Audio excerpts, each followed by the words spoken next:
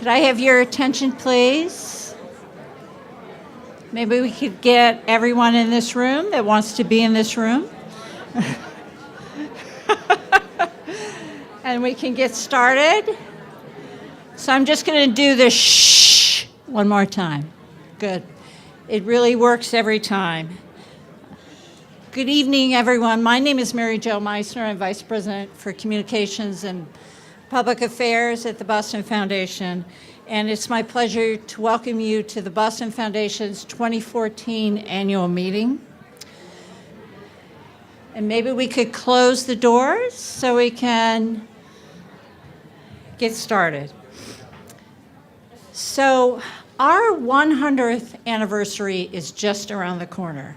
It's starting on January 1st of 2015. And tonight we want to do a little bit of a preview of our centennial celebration and begin the process of paying homage to the remarkable history of the Boston Foundation. As we here at the Foundation have studied our history, we've come to realize that it very much tracks the recent history of the city of Boston. And we've also realized that there's three very distinct eras that the Foundation has moved through and has done its work. The first is responding to needs, representing our earliest days when the Foundation first began responding to the needs of immigrants and those struggling with poverty in Boston. The second was seeding innovation, when the Foundation really started providing early funding for great nonprofits, many in this room, and catalytic new ideas such as WGBH Television, the New England Aquarium, the cleanup of the Boston Harbor, and more than 100 other examples of innovation. And changing the game, when we expanded our mission to bring about lasting impact and systems change through public policy and strategic impact work under Paul Grogan's leadership. So the brief video you are about to see highlights some of the highlights and the images of our city and our history. And I want you to direct your attention to the screens here and take a look.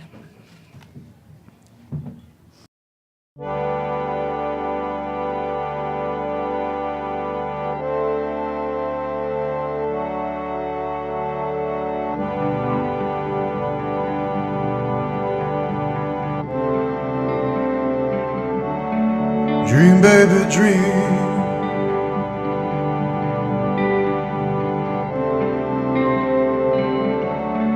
Dream, baby, dream. Come on and dream, baby, dream. Come on and dream, baby, dream. Gotta keep the fire burning. Come on, we gotta keep the fire burning. Come on, we gotta keep the fire burning. Come on, dream, baby, dream. Come open up your heart. Come on and open up your heart. Come on and open up your heart. Come on, dream, baby, dream.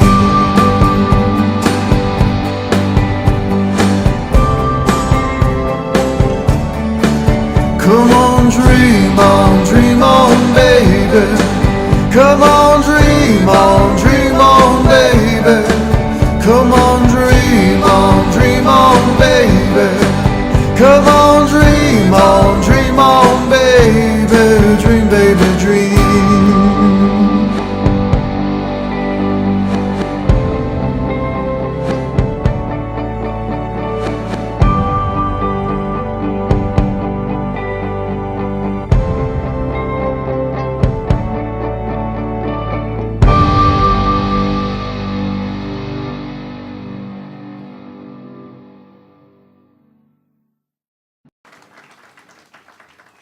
I don't know about you, but it makes me feel pretty good. So with that, I'd like to introduce our President and CEO, Paul Grogan.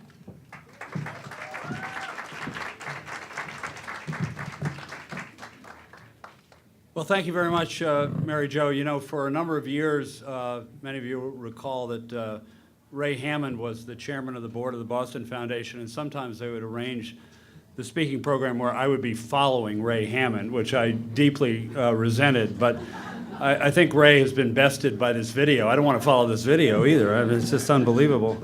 But thank you all for being here tonight. It's just great to see you. We like to think of this as the real kickoff of the holiday season every year, and you reward us with your presence and your enthusiasm.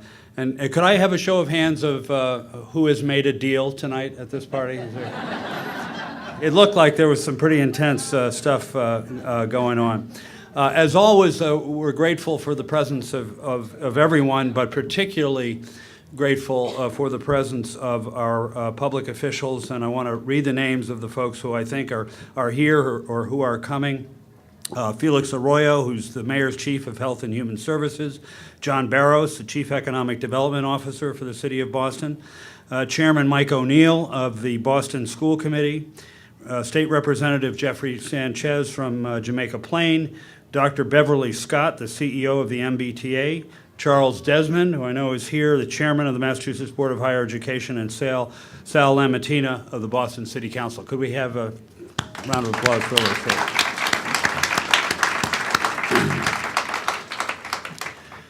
As Mary Jo said, we are very excited about the imminent centennial of the organization, and pleased to deliver this report to you tonight. I think some of you may have seen in the paper that this past year, for the first time, we reached $1 billion in total assets. And I have to admit to you that I do enjoy it when I'm meeting some people for the first time and they ask me what I do, and I can say, I run a $1 billion foundation. It has a nice kind of ring to it. But of course, the billion isn't really important, except that it enables us to very significantly increase the grant making that is coming from this foundation and its donors. And so as proud as we are of the $1 billion, we're even more proud that this past year we set an all-time record by providing over $112 million of grants to nonprofit organizations.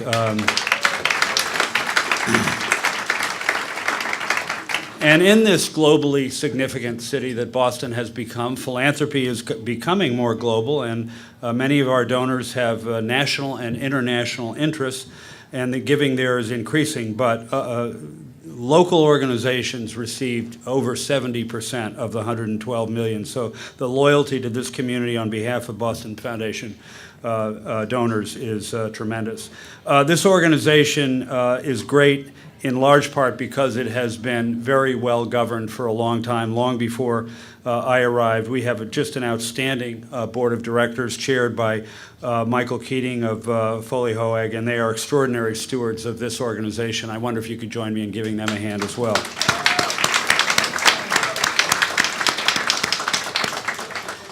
As the video, I think, makes clear, the foundation has been bound up in the life of the city and the challenges of different periods.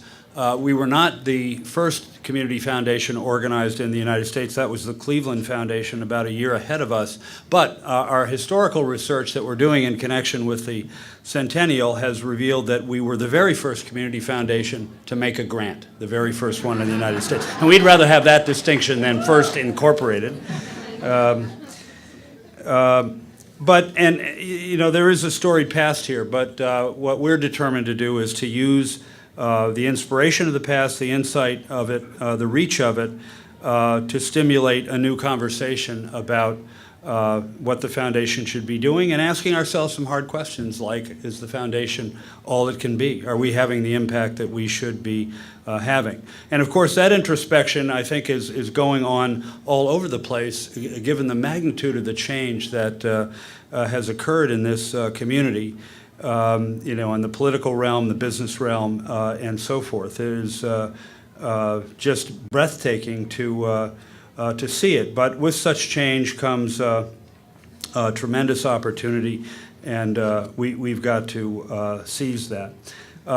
So it is a time of big change, and some of it's unwelcome. I mean, many of us are still very, very sad about the untimely and too early death of our great former mayor, Tom Menino.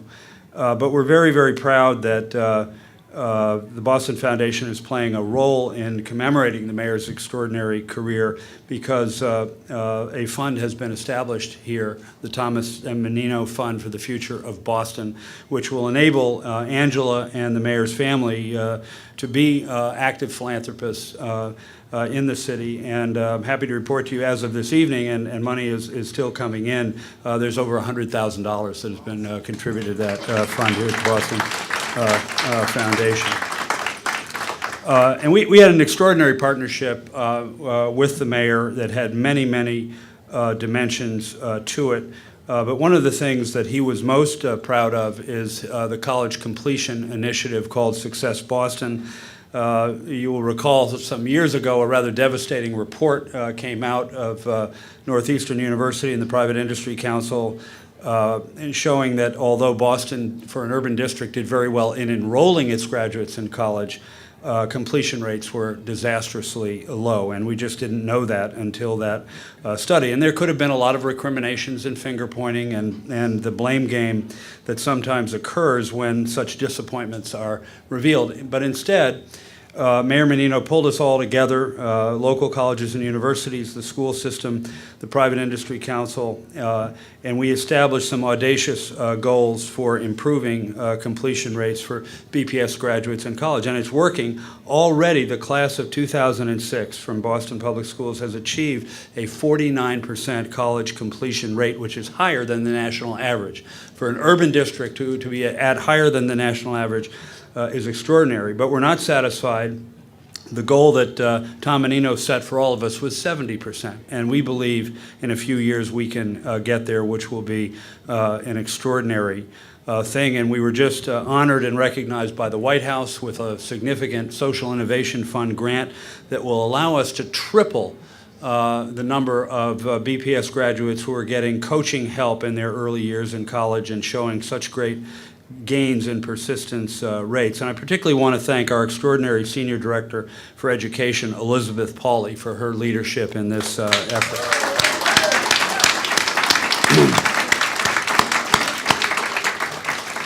I'm pleased also that Mayor Walsh has fully embraced this initiative. He joined us for the press conference where we announced the federal grant, and the Boston Foundation is very proud to be a resource to him in the early going here and indeed to the entire city. We're also looking forward to forging a great relationship with Governor-elect Charlie Baker, who we know very well, and he knows the foundation very well, just as we enjoyed a terrific partnership with our retiring Governor Deval Patrick. And this year we worked with him and many other partners on launching the largest Pay for Success program in the nation. This is a transformational model that will scale what is working through significant long-term investment. It allows the great ROCA organization to expand its successful intervention that has shown drastic reductions in recidivism. If this works the way we think it will, in one fell swoop, we're reducing recidivism, saving the state enormous amounts of money, and investing in the success of these young men instead of their failure. There's another partnership that started a few years ago that Governor Patrick has called our finest hour, and that was the historic education reform of 2010. And that is at the center and will remain at the center of our education work, dramatic reform of K through 12 education within and outside of the district with our partners in the Race to the Top coalition, many of whom are with us tonight. While additional education reform legislation failed to pass this past year, the progress of these ideas has not been arrested at all. We see a major expansion of school autonomy within the district, with Superintendent John McDonough acting anything but an interim superintendent. He's revamping systems. He's moved to more autonomous hiring of teachers, helping Boston compete with the suburbs for talent for the first time in decades. And the number of Boston students in charter schools is expanding from what was about 5,000 last year to 12,000 within the next couple of years because of the raised cap of the 2010 legislation.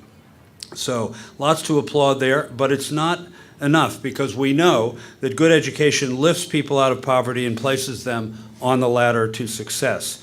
There are some things about which wise people rightly urge caution and patience. This isn't one of them. Change is slow, but each child only has one shot at the third grade. How can we rest when we know what is working? If it is within our power to extend the extraordinary results we're seeing in charter schools to more charter schools and to schools within the district, how can we fail to do that? These are the kinds of tough questions we'll be asking through our public policy work in the coming year. You will see shortly that our annual report this year focuses on the Fairmount Indigo Corridor, which stretches for more than 9 miles along the MBTA's revitalized Fairmount commuter line. Once upon a time, this train made no passenger stops in the entire corridor, leaving almost 200,000 residents and 70% of Boston's children without convenient and efficient mass transit. Thanks to the extraordinary community activism over 2 decades supported by the Boston Foundation, we will have at least 9 stops along this line, 8 already open, catalyzing great development and opportunity. These are not neighborhoods solely defined by deficits and challenges. These are neighborhoods filled with community development corporations building safe and affordable housing, neighborhood health centers providing neighborhood health care, 6 thriving Main Streets districts, nonprofit training of tomorrow's workforce, people helping each other build economic strength, artists sparking creativity. We are pledged to continue our extensive support for the individuals and nonprofits who are transforming this corridor as we speak. And I want to thank our own Geeta Pradhan for her leadership on this issue.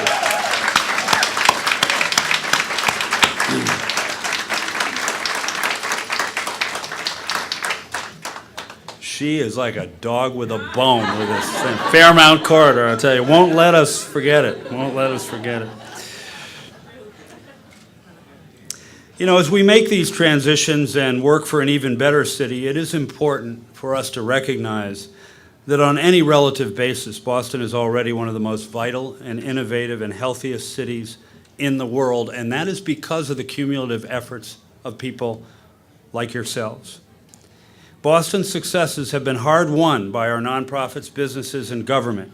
Clearly, something about how we work together has been very effective, as much as we want to improve and believe that things could be even better. But we're committed here at TBF to continue to work with all of you to be ambitious, not complacent, and to build the next generation of leaders. As we look to the future, we are proud to launch a minority entrepreneurship network through Mass Challenge, supporting local innovators who are largely minorities and women. These are our future leaders who will generate local jobs and local opportunity. They will help us extend the innovation economy to the inner city.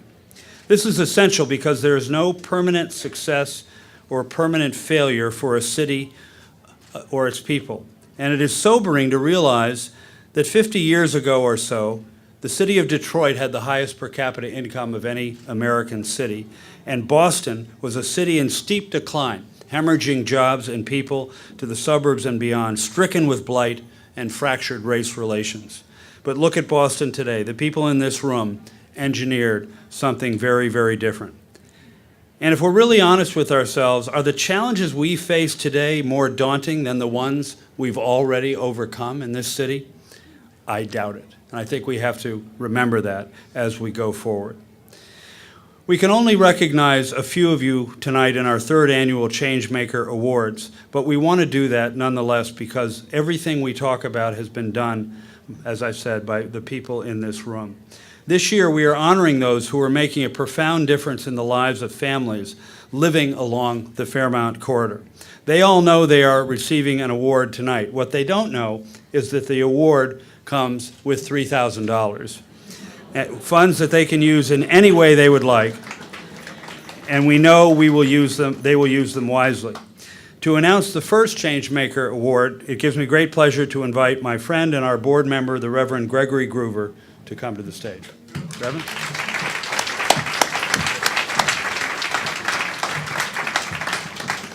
Thank you, Paul. I'm very proud to present this first award.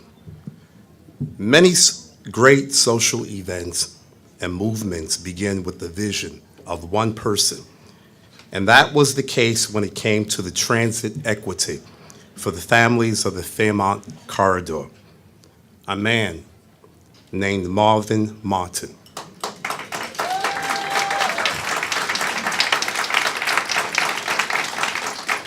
Marvin, longtime director of the Greater Four Corners Action Coalition, he was the first to bring people together and ask this very simple question. Why was a major commuter rail line speeding through their neighborhoods without ever stopping?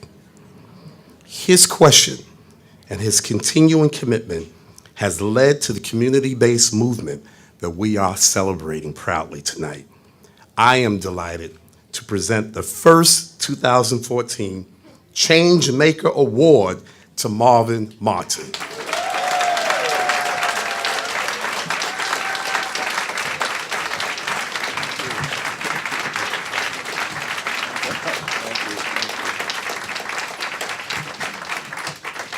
Thank you. On behalf of the Greater Four Corners Action Coalition, as board and staff, as represented by Virginia here, the residents, represented by Keisha, she's here somewhere. Raise your hand, Keisha. Where she's at? Oh, there she is, over there. Maosha, raise your hand. We gladly accept this award, and we look forward to working with the rest of you in the future, especially those two ladies right there. Thank you.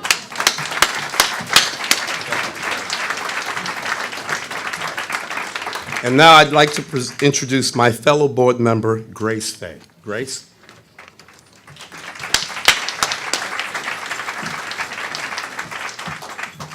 Thank you, Greg. The next award goes to someone who is so humble that when she was told she would be honored here tonight, her response was, "But there's still so much left to be done." She didn't feel she deserved to be recognized in this way, but after leading the Codman Square Neighborhood Development Corporation for 16 years and guiding it through the development of hundreds of units of affordable housing, again along the Fairmont line, not to mention the economic development and community organizing work she's led, we politely beg to disagree. I'm honored to present the next Changemaker Award to Gail Lattimore. There is Gail.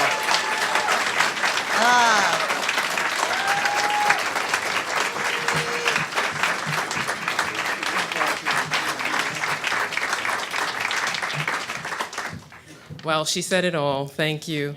I want to thank the Boston Foundation, who has been so supportive of our Fairmount efforts over the last 10 years plus. And I want to thank our board. I accept this on behalf of our board of directors. I know our board co-chair, Nathan Cooper. If he's not in the room, he's probably somewhere out there networking. And also Michael Branch, another one of our board members. But it really is due to the staff and the board of Codman Square DC that we've done what we've been able to do. And there is a lot more work. I will only be satisfied and will be happy to come back and get another award once we ensure that every single person who lives in the neighborhood right now, who is low and moderate income, who chooses to stay in the neighborhood, can actually afford to live in the neighborhood as our neighborhood changes. So there is and truly a lot more work to be done. But thank you very much.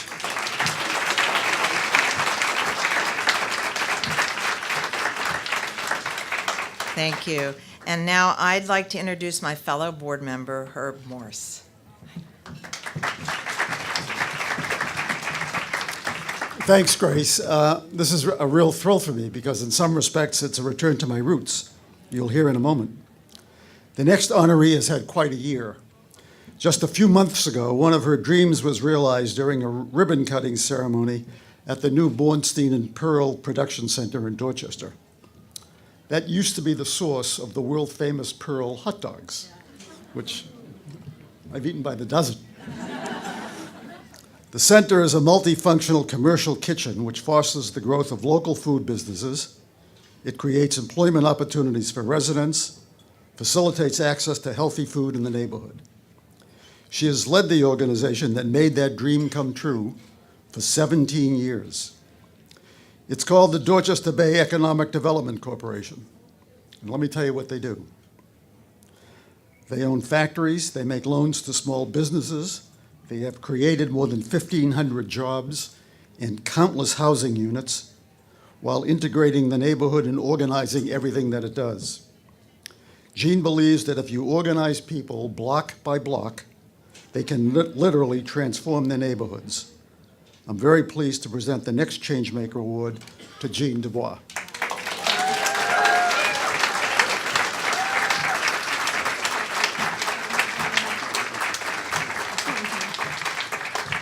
Thank you so much, and I want to recognize my board president, Darrell Wright. There he is, waving his hand back there. He's a guy from Flint, Michigan, who talked about how he watched his hometown hemorrhage jobs through his lifetime. And here we are at Pearl Meats, the old Pearl Meats, creating already now with the first roughly 18 businesses. We have 8 food trucks, 7 permanent growing food businesses, and about 4 in the kitchen incubator for the new businesses, and 54 jobs in our first 3 or 4 months. So it's going to get up to 150. So our board took a lot of risks with this project and put a lot of reserves into things. So we want to thank the Boston Foundation. I'm an old organizer like President Obama. By organizing people and money, we can do anything, can't we? Thank you, Marvin, for starting it all.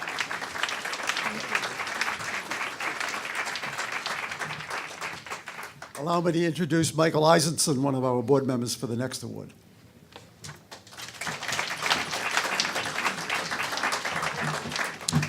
Thank you, Herb. The New England Center for Arts and Technology is an innovative, state-of-the-art educational center which opened last year in the Newmarket neighborhood. The center prepares unemployed and underemployed adults for a career in the culinary arts. Students pay a modest registration fee and no tuition. Already, the center has graduated 50 people, and many more are taking courses there now.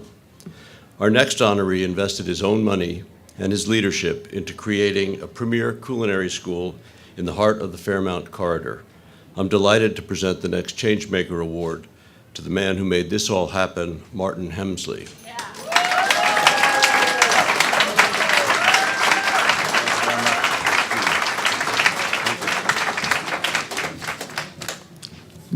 Thanks. On behalf of the whole NECAT team, we're really honored to be working with the Boston Foundation and many other organizations represented here tonight, and we really appreciate the opportunity to showcase our work.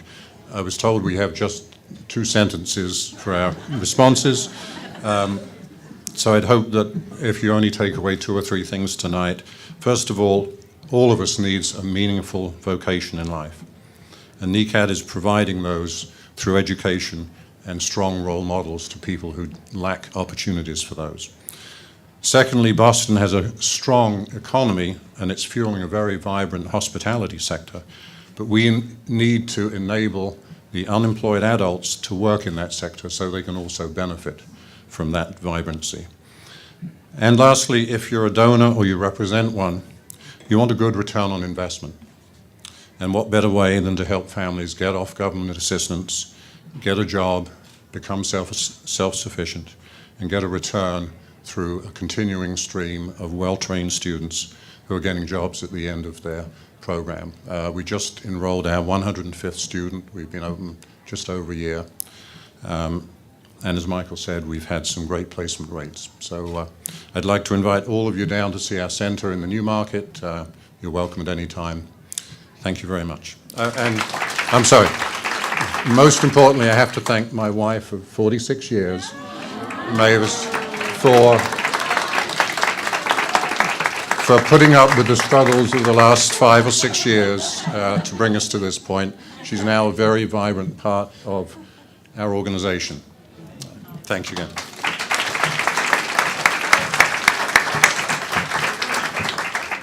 And now I'd like to introduce my fellow board members, Paul LaCamera and Maisha Minter-Jordan.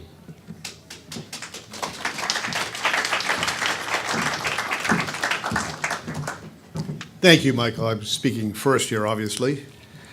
The next award is being shared by 2 individuals who co-founded the Design Studio for Social Intervention, a unique organization that serves as a creativity lab for pioneering social justice initiatives. During the pilot phase of a cultural initiative for the Fairmont Corridor, our recipients created a public kitchen in Upham's Corner, where hundreds of neighbors came together to eat, share recipes, and generally connect around food. You know, that sounds like my Italian family,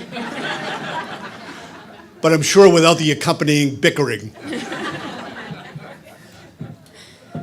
Now, they're helping to spark a movement of cultural engagement in more neighborhoods along the Fairmont line. I'm very happy to present the final Changemaker Award to Kenneth Bailey and Lori Lobenstein.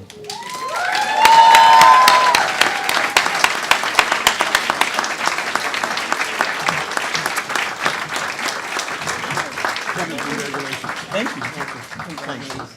Lori's making me do the talking. So first we have to thank Gita for believing in us and investing in us. I mean, without your support, we wouldn't be up here taking this award, so thank you so much for believing in us. We want to thank all of the Fairmont Cultural Corridor partners that have been dealing with us the entire time. There's one right there. We want to thank our design lead, Ayako. Hi, Ayako. If Ayako leads all of this work, and if it wasn't for her, we wouldn't be as dazzling as we are. And so we love you to pieces. We also want to thank all of our Expressing Boston fellows, our Expressing Boston fellows in the house. Thank you. And our artists in residence who are also leading the work to continue to, we placed artists in residence in neighborhoods to continue the work that we started in all these neighborhoods along the Fairmont Cultural Corridor in order to deepen our relationships with community and to continue to expand our creative placemaking work. And I want to thank my partner in crime, Lori Lobenstein, who really makes it all happen. They just make me talk. So thanks so much. And now I'd like to introduce my fellow board member, Peter Nesson, who will present a very special award.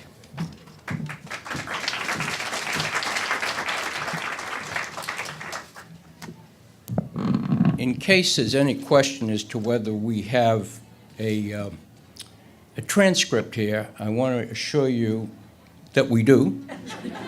And I want to go off the transcript for a moment because I have a very personal reason to thank the next awardee. I live in a downtown, and I have a car that sits in front of my house for the last 12 years, and it has less than 30,000 miles on it because of this woman, and that's Dr. Beverly Scott. Very special.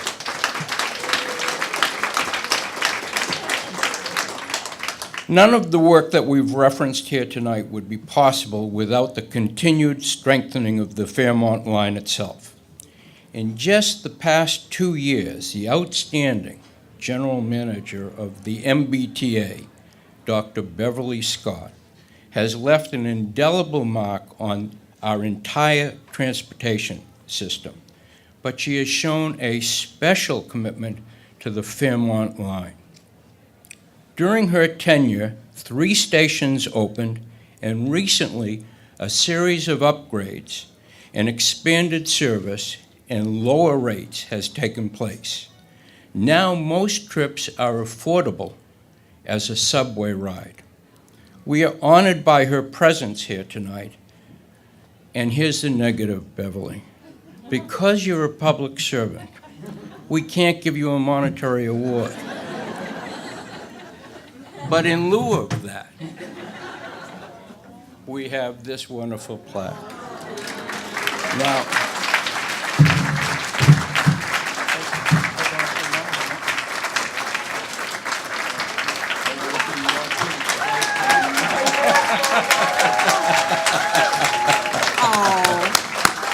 you are so special. I just want to tell everyone, really on behalf of our board of directors, this administration, it is absolutely a pleasure to have the opportunity to serve. This is all about partnerships. Boston Foundation, my God, what can we say about you on top of everything that you've done to actually wind up when you made the announcement in terms of the $10 million. I mean, it just kept to keep the dream alive. So I've always said that this is about people, it's about communities, and every day I'm privileged to be able to be in the future building business. And so thank you, just thank you from the bottom of our hearts. If you will stay there, I just want to announce, you're going to stay with me for a minute. Okay. And now I'd like to introduce Jennifer Aronson, our Senior Director for Program and Not-for-Profit Effectiveness, to announce this year's Collaborate Boston winners. And let me take this, and you and I will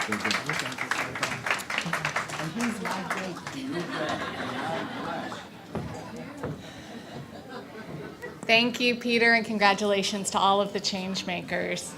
Collaborate Boston is a competition that we launched in 2013 based on the dual principles that it will take all of us working together to realize the change that we want to see in the world. And also that some of the best ideas for improving our communities come from the communities themselves. It's an open annual competition for community-led, cross-sector ideas that help push towards the Boston Foundation's goal of thriving people and vibrant places in greater Boston communities. Each year, the foundation awards $100,000 to support collaborations focused on achieving specific outcomes for the people and the places that make up our communities. This year, the foundation is making 4 $25,000 awards to resident-led, cross-sector collaborations focused on strengthening the Fairmont Corridor neighborhoods of Dorchester, Hyde Park, Roxbury, and Mattapan. I'd like to say a special thank you to our advisory committee members who worked diligently with us over the past several months to review and recommend tonight's winners. And now I am pleased to turn things over to our Vice Chair, Catherine D'Amato, to introduce the winners.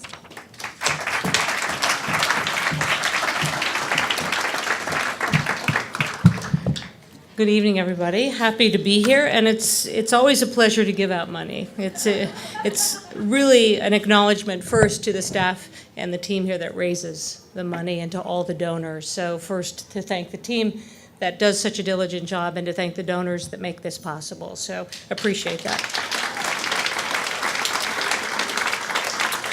So I'm very proud to be able to announce the winners, and we're going to have one representative from each collaboration join me to accept the check after I tell you a brief commentary about them.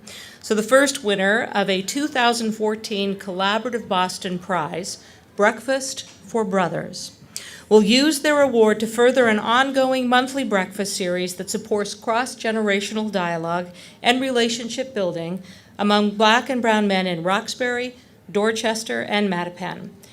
Each second Saturday morning of each month, men break bread together in a group mentorship setting to build trust and to discuss important topics of male identity. The collaboration is a partnership between Body Snatcher Ministries, Inc., the Mattahunt Community Center, Wheelock College, and MOVE, M-O-V-E, at Morning Star Baptist Church. Here to accept the award on behalf of the collaborative team is Reverend John Matthew Borders IV.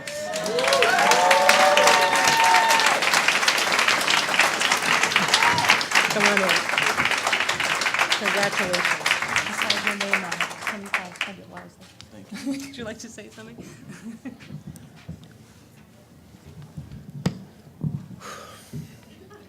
It's okay. It's just money. It's okay. For women, it's all right. For some, it's just money. Okay, for you, it's good stuff. For us, it's opportunity to continue to open doors for so many others.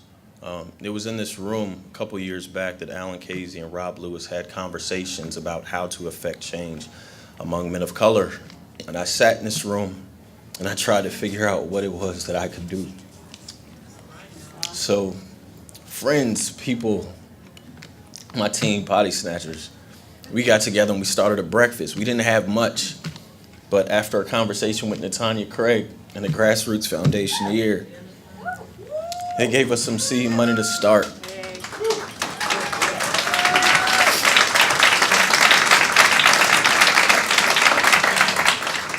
I'm beyond grateful for this, Paul, to the board, for everyone, for what you give, for who you are. I'm just a guy from Dorchester trying to do my part. Thank you so much. Thank you so much. Thank you so much. And this is a good seed going into good ground that will bear forth great fruit in due season. Thank you. Congratulations. You're welcome.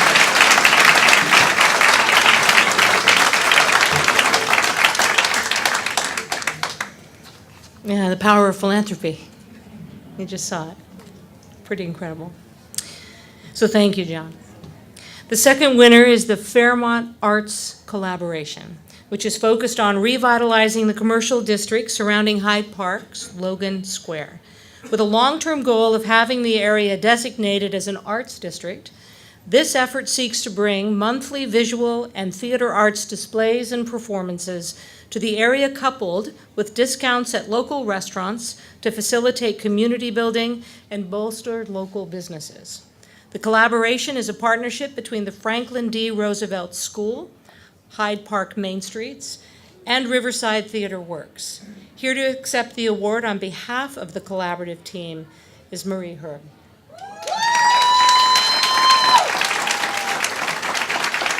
And Marie, congratulations very much. Hi, I'm a mom of a student at the Franklin Roosevelt. I'm a resident of Hyde Park. And on behalf of the Franklin Roosevelt, the students, the parents, and the teachers and administration, on behalf of the Hyde Park Main Streets, the businesses they represent, and the businesses we're gonna represent someday, and on behalf of the Riverside Theater Works, which is an incredible community-based theater, I want to thank the Boston Foundation so much. This is going to be an incredible collaboration, and mostly I want to say thank you to the previous winners and to Dr. Scott, because you can all take the Fairmount line, even on a weekend now, and come to one of the performances we are going to be putting on. Come and eat at one of our fabulous restaurants and help really shine what is a hidden gem in our neighborhood in Hyde Park. So thank you very much.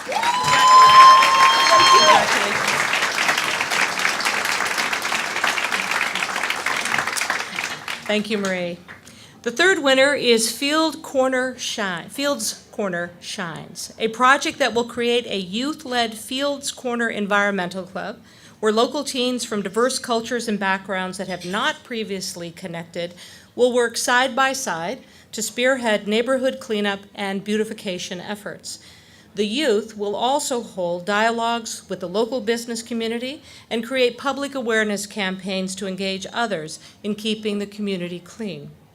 The collaboration is a partnership between Viet Aid, BCYF Cleveland Community Center, Green Dorchester, and Fields Corner Main Streets. Here to accept the award on behalf of the collaborative team is Nam Pham.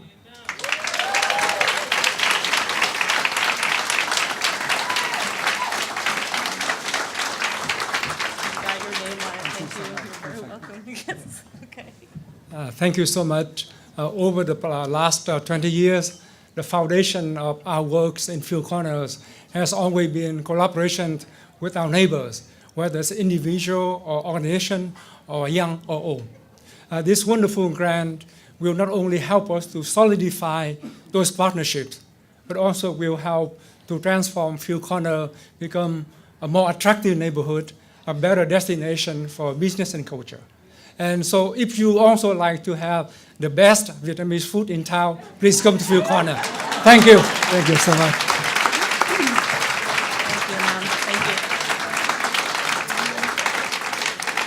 Thank you, Nam. The fourth prize and final prize is awarded to Seeds of Change, a startup effort to strengthen access to affordable, healthy, whole foods by launching group buy-in clubs. These buy-in clubs will empower residents along the Fairmont corridor to collectively purchase food items in bulk from local farms and wholesale distributors.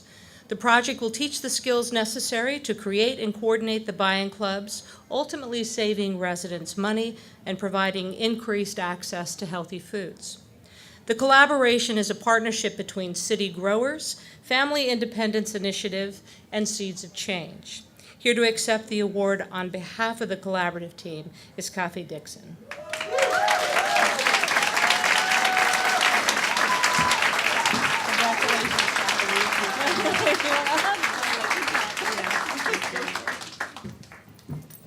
I've been studying philosophy lately at the Clemente course, so I have to do my professor justice.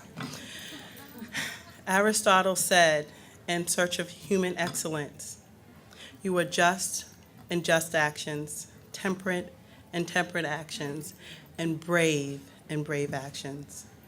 This is not about me. It's about the women who have come together to support me in creating this initiative, and they have been more than brave, more than temperate, and more than just. The answer to the food systems work that you seek will be in the hands, the wallets, and the pocketbooks of the women who hold the pans and who work for their children. And I encourage you on this day, as this money goes forth to help them, to embrace them, and to understand that they are the resolutions to the food system issues you have. We'd also like to announce, through the Indigo Line collaboration, that we will be creating one of the first women of color cooperatives around healthy food access here in Boston.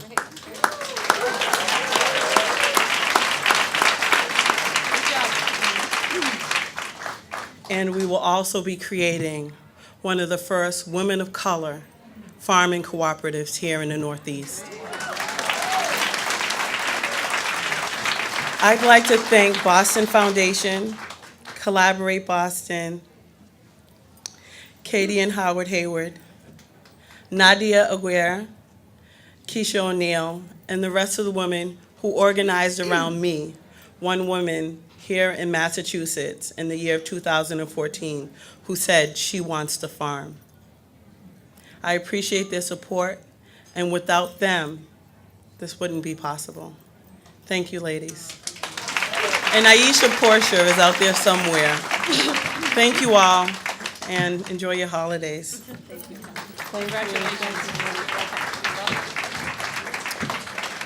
Well, John, you began with opportunity, and we ended with philosophy and women farmers. Women actually grow 80% of the food in the world. They just aren't the corporations. So you're in good hands. And so I'm going to cease there and introduce our chair of our board, Michael Keating, to bring us home.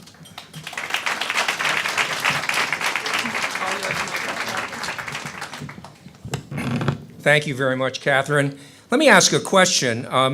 Have any of you been to an event that showed the power of collaboration and partnership more than what's been displayed tonight? I think it's been extraordinary to see the winners of these awards, to what they're doing in the city of Boston, how philanthropy has impacted on what they do. I want to thank, on behalf of the Boston Foundation and the board, all of you who are here tonight. I look out on this group and I see people who are the engines of what makes philanthropy work in this city. And it's one of the pleasures I have of coming to this meeting and meeting those of you who are out on the streets doing the hard work that hopefully the Boston Foundation is helping you to do. So I thank you for that, and I also thank you for being here tonight. I also want to thank our donors. I want to thank people who support our permanent fund, people who support the Civic Leadership Fund, those of you who support our donor advised funds, because you give the funds which make this organization able to do what it does so well. Paul mentioned the passing of Mayor Menino. When I stood at this forum, at this podium for several years, I looked out at this audience and I saw Phil and Sandy Gordon, who maybe many of you know. And Phil passed away a couple of weeks ago, but he was always here, and he always had a bright smile on his face. And to me, he always represented the power of philanthropy in Boston, the power of a man and his wife, Sandy, who were so invested in education and trying to level the field of inequality in this city. I want to thank the board of directors of the Boston Foundation. You've met many of them on the podium tonight. Many others are here today in the audience. They are an extraordinary, and I mean that quite seriously, an extraordinary group of people. They are dedicated, they're engaged, they spend more time than they probably should on the activities of the Boston Foundation, It's an honor for me to be part of that group, and you've seen many of them. I hope you have a chance to meet others tonight. It's a wonderful, wonderful group of people that I think really provide the leadership to the organization. I want to thank the staff of the Boston Foundation. You know many of the people who are on the staff. If I started to name the staff of the Boston Foundation, I'd keep you forever from the hors d'oeuvres and the refreshments outside. They too are an extraordinary people. They're the orchestra that makes the music that the Boston Foundation is able to do. They are highly qualified, they are highly engaged, and they work 24/7, 12 months a year to make this the community that it is. I can't close without thanking Paul Grogan. I'm always getting in trouble when I do this because sometimes I say things about Paul, and I compared him to Tom Brady a few years ago.